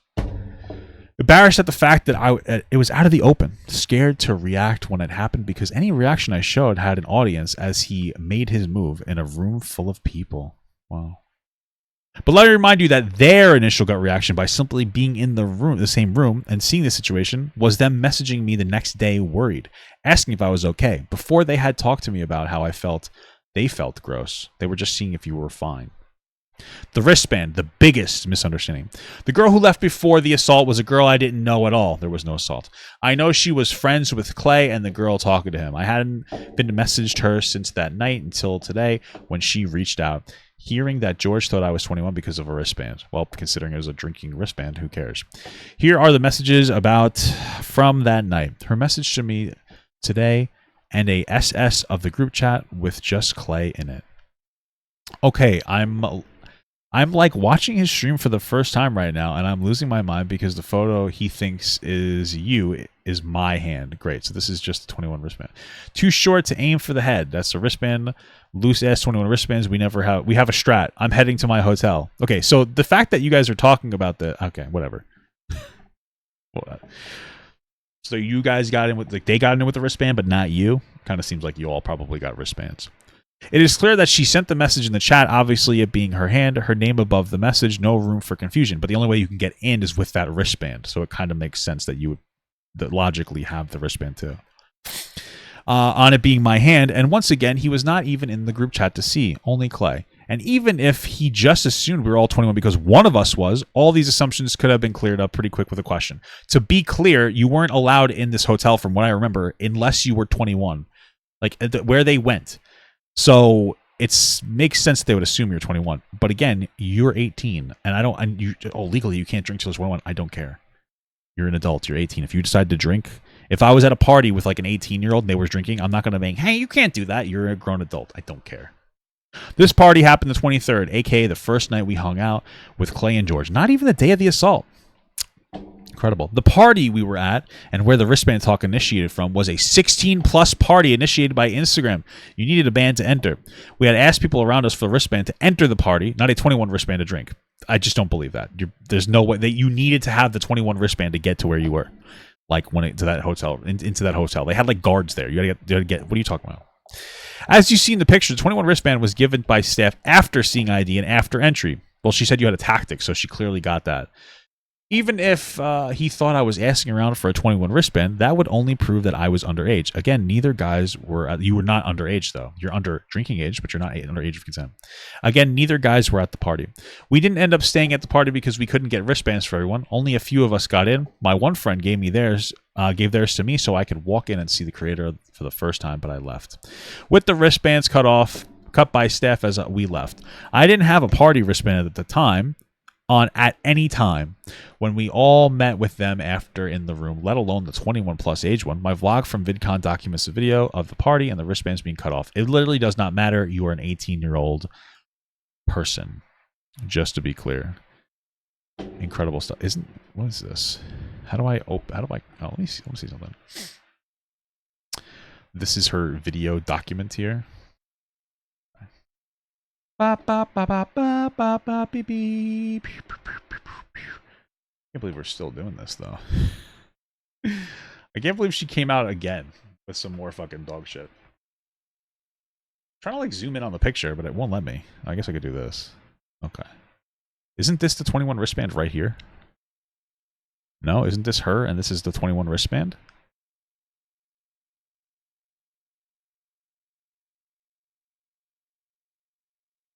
Right? So the yellow is the over 21 and the purple is the Instagram one. And it looks like she's wearing a purple wristband. I don't know what this means. Co-visiting? I don't know what that means, but you have a yellow wristband on. So, okay. Incredible stuff. Whatever. Great. Okay. We partner with some great brands to bring you an exclusive VidCon experience once the day. Parties found a creators, additional guests invite only, blah, blah, blah, blah, blah. This is just like a party here. I don't think any of this matters. This day they had an Instagram bracelet. I get it. I don't care though. Okay. You had a yellow bracelet on. I thought she was 21. It doesn't matter. You're a legal adult. The girl who left early also sent me this message today. It is her conversation with Clay the night before she left the room, as she recalls it to a friend a few days later. Wait a minute. Clay is Dream, right? So Dream was texting you to make sure you were okay after George was apparently being too touchy the night before, but you felt like he didn't create an atmosphere where you could say no? Okay, whatever. I typed a message on my phone and showed it to Clay, being like, does George realize there's 8 years between him and Katie? And he looks at me with deadpan and is like, I don't see why it matters. Like, okay, yeah, why does it matter? You're a legal adult. He was drunk, so I do not fault him for what he may have responded with as maybe he wasn't thinking right, as I had not been able to while intoxicated. This is also her recalling, so it could be wrong or untruthful, but I don't believe she has a reason to lie, simply messaging a friend a few days later, especially when at the time of the text and up until I came public about it, she didn't even know anything happened last night. She left before. That night, the game we were playing asked, who was the last to lose their virginity, aka youngest? Again, the game, she keeps flopping between, she had this game on her phone which she was trying to isolate, and the game they were playing on their phone, which was a drinking game. And so you have to understand, like, that's another narrative lie, where she's trying to make it seem like she was like, I was on my phone playing a game and he was harassing me. They're playing a drinking game together. This is when I said me because I was 18 and still a virgin. Well, she said me, but didn't explain that part, but it doesn't matter. This is also when Clay chimes in to argue for his best friend, saying something along the lines of, well, he lost his at 19. You aren't that old yet, so he technically would still drink. And he drank. I assume this meant he was listening, but maybe he wasn't. It says you're an adult. I remember this question because of the text I sent and because it's something I'll never forget. Yes, I know it's hard to remember a question like that thinking back now, but that night he couldn't have forgotten it that quick. Remembering back to my answer, just an hour/minutes prior before, making a move didn't seem impossible. With him saying I didn't remember what happened that night and nitpicking my story apart with his great drunk memory. But yours was better? Okay. I wonder how he can't remember the most important part of all, aka me saying my age. That's not important at all, because you said you were an 18-year-old adult. So, I don't think he's dumb. I think even if he was talking to somebody, especially in instant DMs, he would check for an age or at least see a bio. 18 is a legal adult. I don't understand. Like, we're trying, like 18 is now 14 apparently. Someone who is so concerned about consent wouldn't be so naive. Apparently, guys, 18-year-olds can't consent. Someone with such a big platform wouldn't risk it unless they knew they could pull the I didn't know card. A lot of assumptions that he like, she's really saying that he's a fucking predator here. Oh, he wouldn't have risked it. So he must have had a strategy to do sexually abuse me and be like, I didn't know. It's like, come on. Her friends influenced her because they hate us. I wonder why. Their hatred grew because of what happened to me. You guys know your hatred grew because you guys are fucking shit content creators that nobody like actually wants to engage with, and now you're just like angry and bitter and creating false sexual assault stories. These situations always end in victim blame. If I didn't do this, she shouldn't have worn that. She shouldn't have been drinking. She was asking for it. Nobody said you were asking for it. You guys were flirtatious with each other, even in text messages while you're pretending you weren't. We are embedded into a society to cover up for assault. It's what we were built on. You're 18. You have no understanding or idea or concept of anything in the world in any meaningful capacity. So stop pretending that you have your fucking eyes on the inside of the world. It's easy to say what I should have done looking from the outside, not being the one in the situation, in the moment. It's also easier to think of how I could have gotten out of the situation now that I'm not in it. Wow, incredible. And now that I am sober and can make clear choices. I want the situation to circle back to the original point, to make aware of the reality that many girls in this community, many girls face in this community, that many people are forced into silence. So just to be clear, Dream apparently texted her after saying like, hey, sorry, George was like a little touchy yesterday. Hope you're okay. But apparently that's a forcing of silence by checking in on her. None of her narrative makes sense. The only thing that makes sense is they were flirtatious with each other, and he took that as a way to take a step into like, you know, being a little more affectionate with her by tickling her. And then again, she sensationalized it and made it seem like he was touching her breast, even though that was not part of the original story. Wrong from what I remember. That was a new addition once she realized she got like that nobody gave a fuck about what she was saying because she was full of shit. Okay, and then it ended there. There was nothing going on here. So, I was a little uncomfortable. Okay, cool. You can't show us a text message of Dream being like, "Hey, are you all right?" and then being like, they're trying to force us into silence. If anything, he was affirming your feelings. It's incredible. It's not petty drama, this is, but real life people that have been affected. I just don't want victims to feel they have to prove themselves to people to be believed. Well, that's idiot speak. You do, like, listen, here's the thing. If you come forward about a story of assault and you leave the alleged assaulter out of it, then the story becomes about you and how you feel about it. If you decide to name somebody that did the thing, every little detail needs to be combed through and questioned, because now you're alleging an assault against somebody. It's different to say this is my experience and I want to talk about it to feel better versus hey, this guy did this thing to me, because now you're opening up a different type of a conversation for like public discourse, right? But yes, you obviously have to be truthful. People have to believe you. So imagine this was my daughter. I'd tell her to stop being stupid. What do you mean? Imagine my daughter snuck into a 21 plus party, hung out with the creator, and he cuddled her. What would I do? Oh my god. Them checking in on her and being like, hey, were you uncomfortable with him being a little too handsy? Isn't the same of like, you got raped. That's nothing. You're acting like this is, I think you're probably a kid. But you know what, God bless you. The well-meaning hysteria is obviously riled up. That they are only valid if they have proof. True. I believe you. My story was a bit different because it was on such a wide scale with a big audience. Yes, I know I do not owe it. Victims don't owe anything to anyone. But with my unique situation, I had to give proof nonetheless, considering the circumstances. I'll accept if people don't believe me. I've said all there is. Incredible. Thank you so much for the $2 from Admiral Abdomen. Again, how did she think that was how did she think that was smart? I don't even know, man. I don't even know what you're trying to ask. I love you to death. I also want to note that those who make false allegations, like Caitibugzz, to deplatform somebody or to seek attention are scum. Oh, calling yourself scum. Incredible. You are the reason people choose to never come out with their stories. You are the reason there is distrust in coming forward about these situations. I hope you rot. Wow, poetic. I find it funny when people say victims do this for clout. They don't. You're not a victim, but you are doing it for attention. Because again, most likely because you are a creator with no value. Like most people who grew up in 2020, like me as well, you have no value. You got lucky and you haven't been able to maintain it, so you've been spiraling and you're looking for some kind of an attention grab. You notice this from content creators who never really got big doing anything of particular value. They always go for some kind of a shocking story because they have nothing. They got a lot of views because a lot of people were home watching, and now the views are more competitive again. And they don't understand why they got popular in the first place, because all they did was basically sit and do nothing. And it's like, why aren't people praising me for doing nothing anymore? So they decide to do something, and instead of actually figure out like a decent content strategy, what they do is they decide to be fucking stupid. Because I can promise you, anyone who has come forward about something like this knows the large sum of what you receive is endless hate, and it becomes what you're known for. It's the price you have to pay to speak up. I just hope some people would realize how so many unknown things go on behind the scenes and how dangerous blind idolization can be. Of who? George is not found. He's a fucking loser. And so is Dream. But still, you're lying.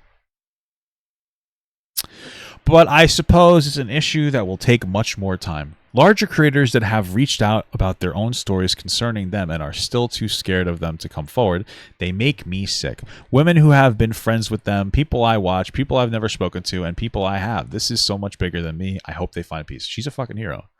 There is a reason people have distanced themselves from these men.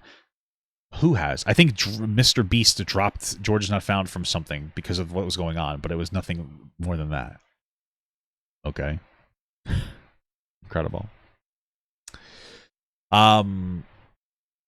There is a reason other creators act like they do. My experience is simply the only one public, and no creator owes it to anyone to share their experience with them. I just wish it was more obvious, seeing the people who have distanced themselves and the people who still surround them to this day. I want to continue my community with you guys I've spent years building. I don't want to let this define me or stop me simply because it happened to me. But there is a lot more to be said before I can make any peace. And I don't know how long I will take in returning to the internet once all has been said. Maybe never. I wish the best for you all and healing. Wow. So that was the second part, clearing things up. We still have 2 more. We have the final stream, which is 6 pages. And we have the farewell, which is another 1 page. So we're mostly done because we've gotten through 13. We're 2/3 of the way there, fellas. Incredible stuff. There were a lot of pictures in that one, though, so this one might be a little bit longer. This was after his video, his YouTube video, 1 hour long stream. This stream was also lost, and I didn't write down what I said, but these were my main talking points summarized, very loosely, but still from my own mind. The stream had a serious, sarcastic, and flabbergasted tone. I cuss a lot. Show frustration. Incredible. Disclaimer, I can't really control my emotions in this stream. My tears were called crocodile tears. They were. It was actually almost funny. It was actually ridiculous. She wrote a poem about this thing. It was fucking ridiculous.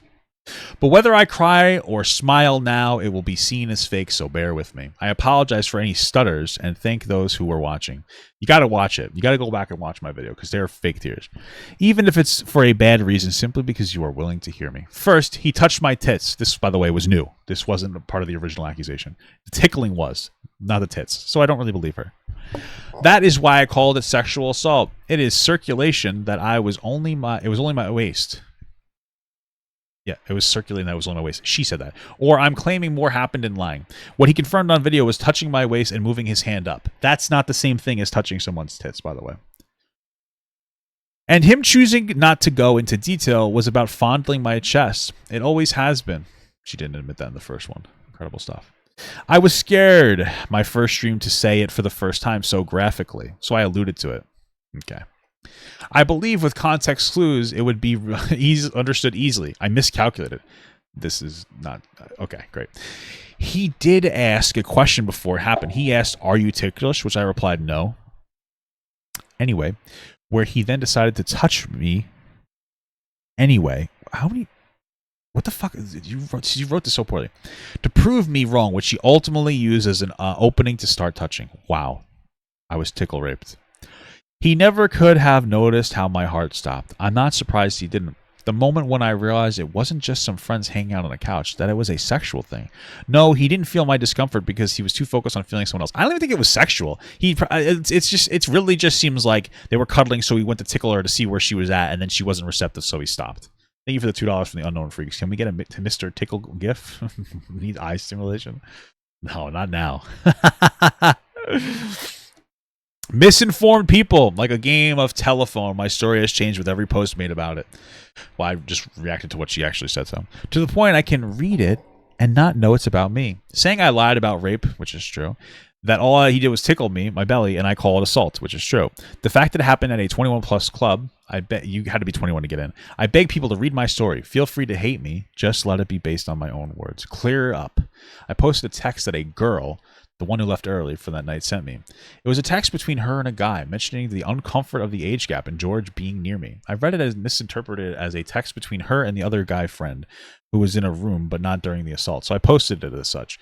Told me far after posting it that it was between her and her boyfriend and that she sent the text. A miscommunication I didn't clear quickly enough, as it was added into George's YouTube video where he called the guy friend who went on to deny the SS, obviously painting me horribly. It was a bad miscommunication, maybe too far to clear up now.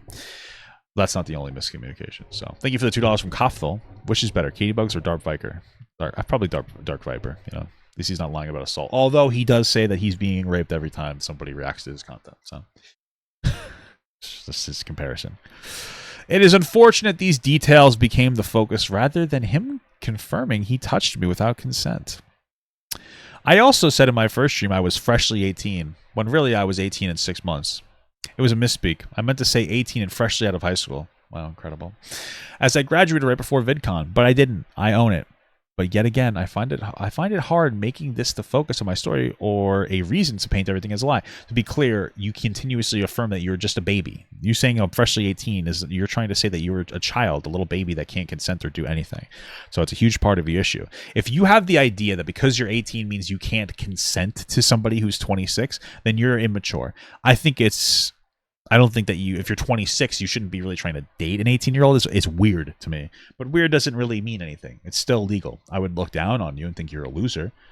But that's pretty much it. But also, him trying to casually have sex with you, it's not the same as dating. Because what do you have in common dating somebody? But casual sex, I don't necessarily care about. You're 18. You have to start taking accountability for yourself. Just because you feel like you're still a kid, because, again, you're immature, doesn't mean that you are a kid. Okay? You're an 18-year-old. It's time to grow up. You're a young woman. Get your shit together. Okay? You're a kid to me, and I understand that. But the reality is you're a legal adult.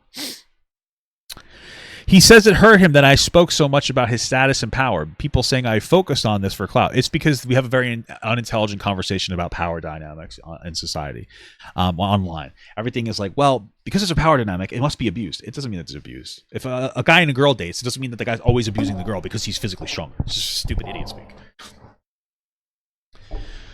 I was meaning to bring light to the power imbalance. The reason I was scared to mention. I mean, what about the power imbalance of you being a nobody with no real career and him being a somebody and you can just come forward and say whatever you want and disappear from the internet and your job isn't threatened? I don't know. Sitting here, he never leveraged his power against you. So shut up. How I looked up to him and how that made what happened feel more of a violation. Well, you shouldn't have flirted with him then. And for those saying he didn't consent either, I've never sexually touched him back. I didn't feel up his boobs, so again, we haven't even confirmed that. This is a new narrative that she's pushing after the fact. Incredible. Hypocrisy. Many people want to believe I'm a liar. I do believe you're a liar. Or seeking attention. Yes. I wonder who would ever want this kind of attention. People who thought it would go well for you. It went well for Shelby, so you're like, let me piggyback on this. People saying they hope I'm raped, that's terrible. I just think you should stop making content and go work at the Starbucks that you're destined to work at. And when I come public about it, I'm begging for clout and followers. But when I'm private, so I can gain nothing, I'm hiding it all from it all. What? Who's saying that? If I cry on stream, I'm fake. But if I don't, I'm a heartless liar and something is off. How am I meant to do anything? Genuinely. I don't know if you know what that means. Many people tell me to not speak about it and take it to court. In many cases, the odds against victims in these kind of cases are insane. Okay, so since nothing actually happened, because he just tickled you, there's nothing to go to court for. especially without solid proof of the action taking place. I did not appreciate my chances. I would like to add, of course, everyone would want justice, but my story being shared was meant to be about victims and living with S.A. Who's that, like S.A. Rios, the wrestler? You weren't sexually assaulted. Not about the assaulter. When you name the assaulter, it is about the assaulter. And please take legal action if that's the path you seek. Unfortunately, in these situations, people pick out what they want to hear. I listen to all of it. I have no interest in George is Not Found or Dream. I think they're stupid cringe. I don't care. Covering a story. I don't give a shit. I don't care if people even agree with me. People know that for a fact. Okay? I say what I want to say. I do not care if you agree with me. Unfortunately, in these situations, people pick out what they want to hear, especially when they have already decided their opinion on you before the first word. Many people refuse to watch my streams or even watch my original stream telling my story because I'm too dramatic. I watched it all. But will watch his retelling of it. I watched that as well. They will believe him telling them how I felt over me telling them. Wait, what? They will believe him telling them how I felt over me telling them. Okay. It's a very unique and fucked up situation. I don't really care that much about how you felt. Not trying to be an asshole. Because how you felt isn't as relevant to as to what happened. What happened is you guys were hanging out, getting drunk, flirting with each other after the fact in text messages, cuddling, and then he tickled you. Incredible. When I have inconsistencies in my story and address them, I'm a liar and all my words are fake. Nothing I say matters. But when he has the same thing, like the wristband, people still believe it and use it against me. People take all he says as truth. I understand there's a different proportionality of the events that you have wrong. When you actively omit that you were cuddling with him, and then like decide to create new information that he touched your breast, yes, those are huge lies. As compared to him being like, I thought that she was of age because she had a yellow wristband on. That's like a nothing because you're still 18. So it doesn't matter if you had the wristband. It doesn't change anything. But when he has the same, okay. People take all he says as truth. I understand the idea that we were very different perspectives that night, but we both agree he touched me without consent. The definition of assault. You're such a fucking annoying person. He believes I use word choice to make him look bad, which is true. She adds like all these like predatory intentions onto him as you read through these. I've already identified them. Which, recalling the story of my own assault, doesn't exist. I'm sure my words won't be beautiful, but she literally wrote a poem about this situation in like her first stream. So, okay. You're trying to make them beautiful. He says this and then says we were cuddling before as if I was on top of him and laying on him. Nobody thought that. A shared, mutual sexual thing. Nothing sexual happened. When in reality, all 5 of us were on the couch together, touching and laying. The most amount of cuddling was him spooning my back while I faced and talking to my friends sitting on the other side. Okay. Well, you're definitely a reliable narrator. Attention seeker. I have lost my love for content the past year after it all. Just to be clear, I very highly doubt that it was because of Spider-Man. I very highly doubt she lost their passion for content because of George is Not Found. Fuck you, bitch! Sorry, I'm just killing a spider. Sorry, buddy. This is my personal area. I gotta figure out somewhere to wipe this. How to kill this spider. Sorry, buddy. I had to fuck you up. Anyway, it's more likely that she lost her love for content because she fell off because after 2020, there were no views left. There weren't an abundance of views for everybody that had no talent to make content. I'm one of them. I just managed to climb out. And so that's probably why she lost her love for content, but she's pretending it's because George is Not Found tickled me, and then that's it. And then Dream said, am I okay? But somehow they created this dynamic that I had to hide everything. Dream texted me, hey, sorry if that was a little weird of him tickling you. You okay? And I was like, yeah, but you know what? Now I'm raped. Incredible. What an identity. I never planned on continuing any of this. There you go. But that of what I was saying before, she is somebody like this is the power dynamic of the nobody power dynamic of coming forward on the internet and leveraging some false accusation against somebody with no actual proof and even an inconsistent story. And then when you are proved wrong, nothing happens to you because you were already leaving the internet. It has no real world impact. Meanwhile, George got, had some negative interaction with Mr. Beast. He pulled him from some whatever thing. Like, I took him out of a picture or whatever. So, like, yeah, we talk about power dynamics, but what about that dynamic of, like, the nobody coming forward and being like, this guy farted on being... Shut up. This was never a big scheme to gain a following and continue. I am done. I have been. Anyone who has come out about SA, which you didn't because it's not real, knows this is attention no one could want. You also thought people would be on your side. Everything I've worked for since I was 16 has been overshadowed by this one thing that happened to me. Wow. 3 years. That's tough. I'll never be able to escape it. My trauma, which doesn't exist, was turned into discourse. Yes, because you decided to make it that. Clickbait, something for someone to review. My crying face recalling my story plaster everywhere. It's torture. Watching my experience getting dumbed down so it's consumable for those who don't really care that much. Within it all, I am fine as a sacrifice.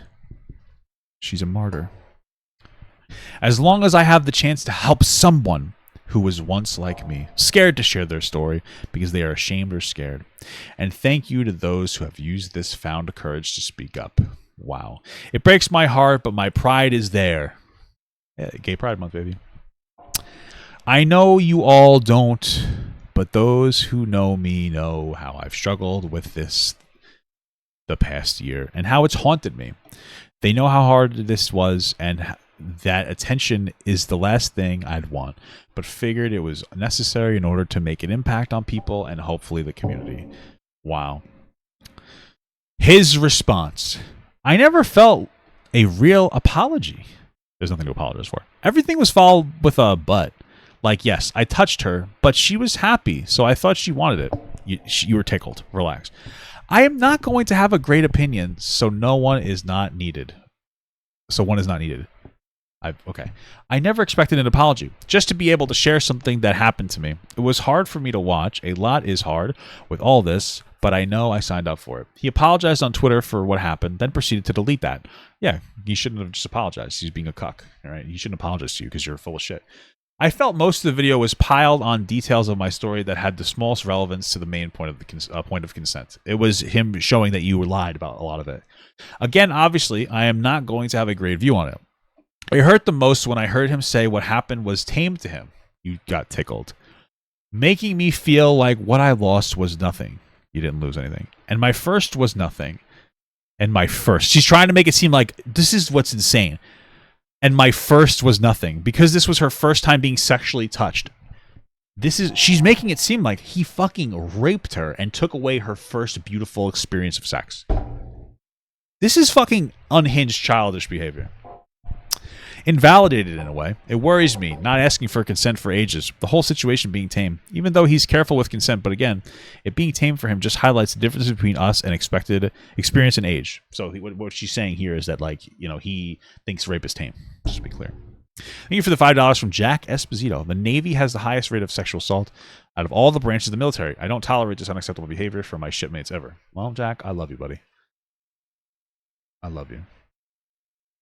I love you. Yeah, she needs therapy for somebody to pull her brain out of this fucking hole. Him saying, but she was laughing all night as if my happiness, drunk, with a group of people was an invitation for him. Again, you were tickled. He's going to say he's a good guy. I don't care if he's a good guy. And he was put in the perfect position to be seen as it. Because I came out with it and misspoke. He was able to pick out every inconsistency presented on a silver platter and be the good guy to trust. Well, I mean, you were full of shit. So all you're really saying is that, like, you were full of shit and he called it out because his career is at risk. He focused on small, minor details of my story to distract from the fact that he admitted to touching me, tickling, and not asking. The fact that while messaging me, he asked to move to Snapchat where everything disappears, and shortly after I kept pushing for Insta DMs, instead we stopped talking. Okay, so what? If he's trying to have a flirtatious sexual relationship with you and be like, hey, you want to go to Snapchat, and you're not receptive, why would he talk to you anymore? Like, if he wanted to chat with you, like, he was interested in you sexually, like, that's what it possibly seemed like. Again, you guys cuddled, and then he tickled you, and then he asked you back to his place. You said no, and then continued to flirt with him in DMs, so he shot a shot, tried to go to Snapchat. You weren't receptive, so he stopped. Like, who cares if a person is interested in you for sex? Like, what's the issue here? He never leveraged his account. Like, he never said, you better fuck me or I'm going to hurt you. None of it matters. He doesn't have to be interested in you outside of sex. He doesn't have to be your friend. You're not entitled to that. He has a career to protect. He will say anything, and unfortunately, many will listen. I gained nothing from this and lost everything. You even said you weren't going to make content anymore, so you lost nothing. And to remember with everything he says, his sources from that night, aka the people backing his story up, are his two friends. As you remember, the guy unmentioned was his friend, and the guy there was for the assault, the tickle. I'm going to start saying the tickle instead of assault. His best friend. Yes, I had a good friend there too backing me up, but the other two girls who asked the next day if I was okay, and wasn't it Clay that asked you the next day? And sent me a snapshot, a screenshot to help me through this. They are the two girls I had never talked to before that trip, that I met on the trip, and that I hadn't since until now. My three major points summarized. Age. The age gap between us, me being 18 and him being 26, doesn't matter. You're a legal adult. But even without that gap, assaulting someone is still wrong. You weren't assaulted. This age gap also leads to an experience gap. Does not matter. Then you shouldn't be flirting and cuddling with 26-year-olds.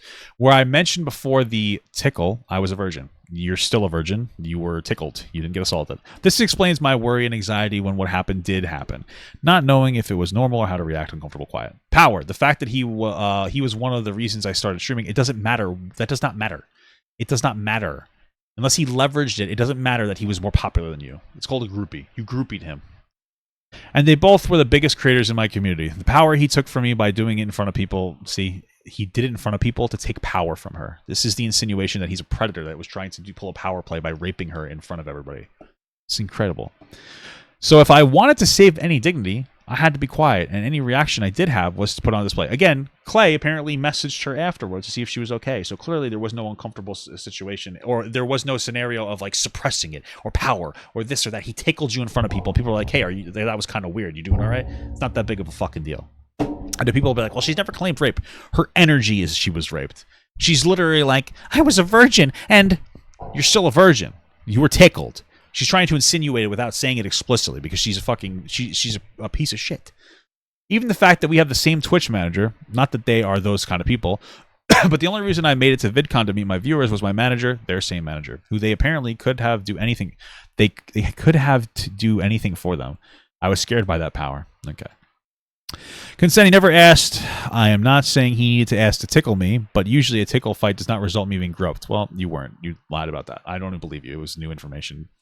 For those talking about nonverbal consent, no matter what form, my answer would have been no. I am asexual, whether a head nod or a vibe or straight up words. I don't. It would have been a no. I don't care. Nobody knew you were asexual. It doesn't mean anything. Thank you for the $5 from Logix. I wonder if she ever considered just being inexperienced with sexual encounters. Yeah.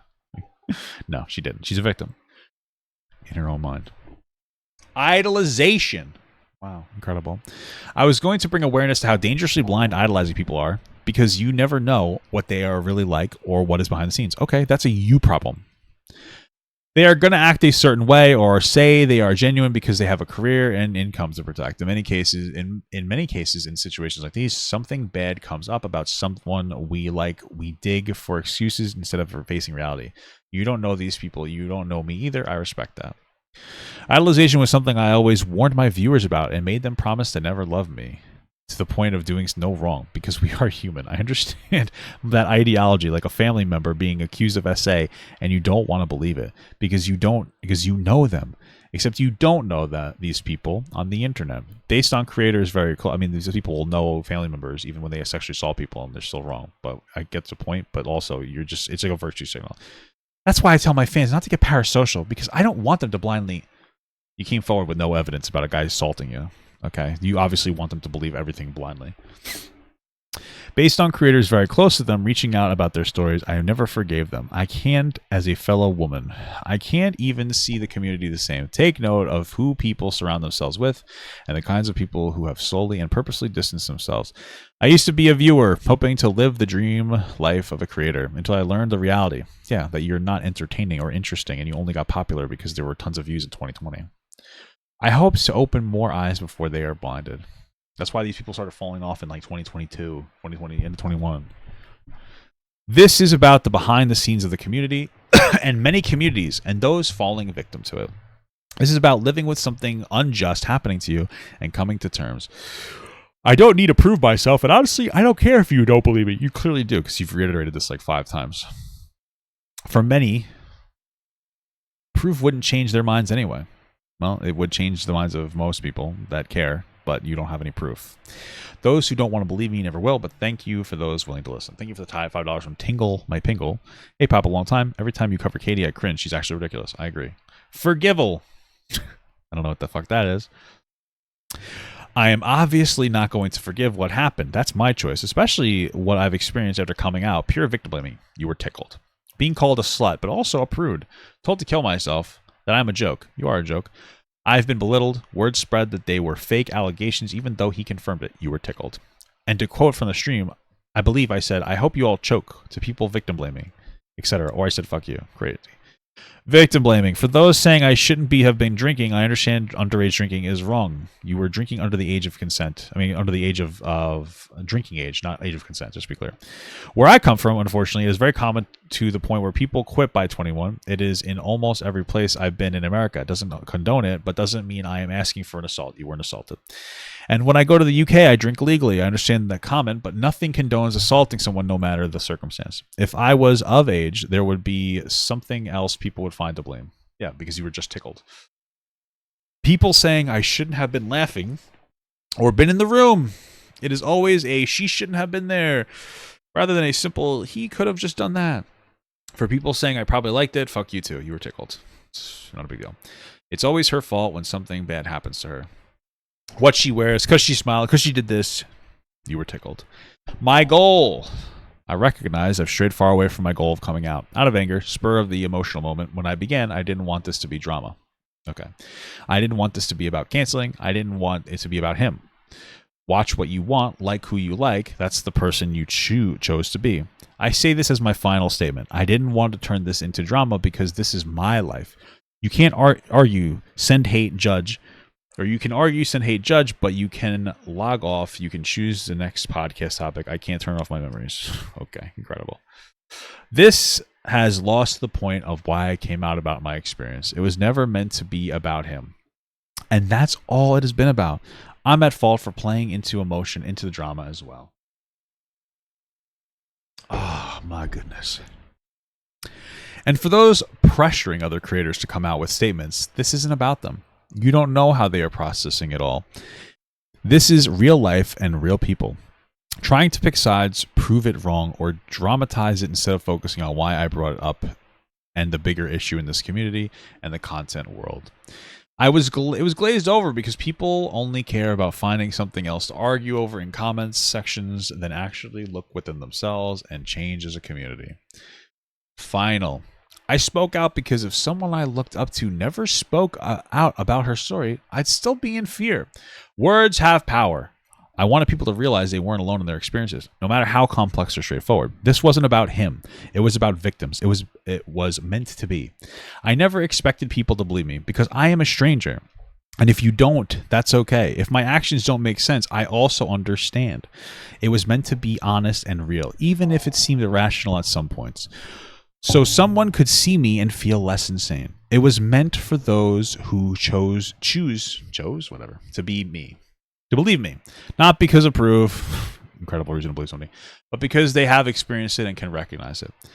So what you're saying is you're emotionally manipulating people who are actually assaulted by playing on those emotions, even though you have no proof and you're full of shit and you were just tickled. Incredible stuff. No person that was actually assaulted believes Caitibugzz, by the way. The whole situation as it played out is unfair, but what's most unfair is what he did to me in the first place. The tickle attack. I'm tired of this constant fight of trying to validate my own experience. I will not apologize for being affected by what happened to me. I won't be here to see anything in the future. I don't know of my own future. Content used to make me feel safe, be an escape from my own mind, but obviously it is now no longer. Again, she never had any content creation skills. She got big during a time where too many people were home because of COVID watching content. She blew up for no reason. She has no understanding of it, and she fell off because she didn't have any content in the first place and didn't understand why people didn't want to just watch her for being her. So she gave up on it and then decided that she was going to come forward with some bogus sexual assault allegation because it really didn't matter because she was done creating content anyway.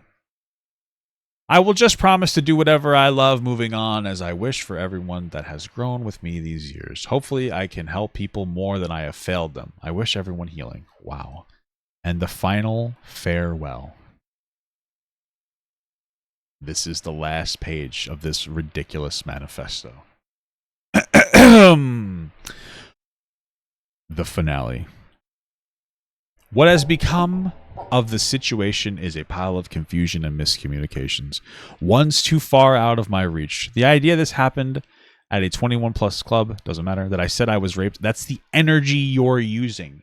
When you consistently go on about lack of consent, even though he just tickled you, where you talk about how you were a virgin, insinuating that you are not now, overloading it, the way that you're acting as if you were violently raped. You're not. And you weren't. Even people pretending to know me, none of it's true. It was never said. So all I can do now is let it be. I still stand by what I said and have been saying, that I was touched underneath my clothing. Tickle attack. Groped in the chest. I mean, maybe he just didn't realize it was your chest because it's very flat. Without consent and under the influence. I mean, honestly, maybe he thought she was a boy and that's why he did it, because all these Minecraft guys are gay, am I right? I'm just kidding. Sorry, that was a little rude, but also she's lying about being assaulted, so I don't care. I never said it was more than that. And yeah, like, it pisses me off. It's like, you're lying about being assaulted. I know people who are like legitimately assaulted and you're lying about it, so it's like disgusting behavior. It pisses me off. But stand by it wasn't any less. If he is the character he claims, he can also confirm this detail. I understand I mixed up details on the lead up to the assault. Didn't happen. I have acknowledged my misspoken moments and addressed them. Many people wonder how I can mess up those other details due to being drunk, but still remember what happened to me being felt up. I don't really have an explanation other than you tend to remember those things no matter how hard you try not to. She's getting better at her communication of this bogus story. I'm sorry. I really don't have better answers. As to people saying it was my fault for going there, for being drunk, etc., I can't say much. It's fine to find me at fault and even hate me, because you can. Doesn't mean it didn't happen. What I experienced was true. I was tickled. And so were my emotions recalling it. I was clumsy with real fear. By the way, she was excited, but then it was actually fear. We don't really know. Real pain, real tears. There's no way to prove it. I thought I was doing something to help, to bring awareness to the complexity of sexual assault and its different situations. You weren't. To reach somebody sheepish like myself, but I fear I failed. Incredible. I really am sorry at the view now painted on it all. More so because I wanted to be someone people could find safety in and confidence in. Incredible stuff. I always have tried to be. I apologize, but now seemingly everything I do has a meticulous reason behind it. One really stemmed from premeditated opinions. I mean, she assigns all this negative energy onto George as if he's like, yeah, he was trying to flex his power over me by raping me in front of everybody. Fucking tickled you at a party after you cuddled for an hour. I can't change minds set long before I spoke. I left the internet to come to terms with a lot. I realized I never took the time to. Somehow this situation has made it feel less real, and still it never rids my mind. Well, it's because it's not real. It's a fake situation. I know it may not seem like it, but I never had a secret objective or need for the attention that came. I'm sure deep down I felt wronged, like something was taken from me. But nothing is as simple as it feels. In truth, I saw someone I looked up to speak out about something hard and figured I could do the same. Maybe I could become that person for someone else. Look, she has delusions of grandeur. This is what she's admitting here. I saw someone else come forward about their experience with something, and I really wanted to be that. I wanted to be a hero too. Guys, can I be the next poster child for sexual tickle? For tickle assault? Tickle me Caitibugzz. It'll be all over the shelves. I see it now. Oh no, it didn't turn out the way I wanted. Wait, he actually touched my breast. What breasts? Sorry. Incredible stuff. Maybe I could become that person for someone else, or help someone realize what happened to them. That it wasn't their fault. I can't help but feel like a failure. Ride that feeling. Ride that wave, girl. I tried so hard to be this beacon when I'm still struggling myself. I think that she's trying to get like emotionally like, oh no, Caitibugzz, you are my beacon. You struggling just makes you a human being. I hope everyone who has gone through SA, no matter the severity, heals. Wow, that's really nice coming from someone who's never been sexually assaulted. If you've gotten justice or not, if it's black and white or not, it's valid. I hope you heal for every time and once over. Wow, incredible. This is our little outro in a nice light purple. I also believe if you have the courage, take it up to court every time. Unfortunately, in my life, I've seen those close to me failed by the system. Frankly, I don't believe that that's true. I know that the system can be rough when it comes to coming forward with this stuff. I don't believe she has any experience. She's a kid that doesn't know anything about anything. If she knew somebody that was assaulted, she would never be like, oh, I was assaulted, because she was tickled. It's fucking ridiculous. Resulting in my negative outlook and my idea of injustice. No matter. Just name one person you know that actually had this experience. You're full of shit. No matter, you should not take my opinion and my way of going about things into your path for justice. I'm sure you can do it. Positive goodbye. Wow. And that is it. Caitibugz's final goodbye story about how she wasn't actually assaulted and was tickled, and it made her fart and queef, and that's why she got embarrassed. But she'll never tell you that. But it could be true, because that joke I made has more evidence to it than her entire story. The end.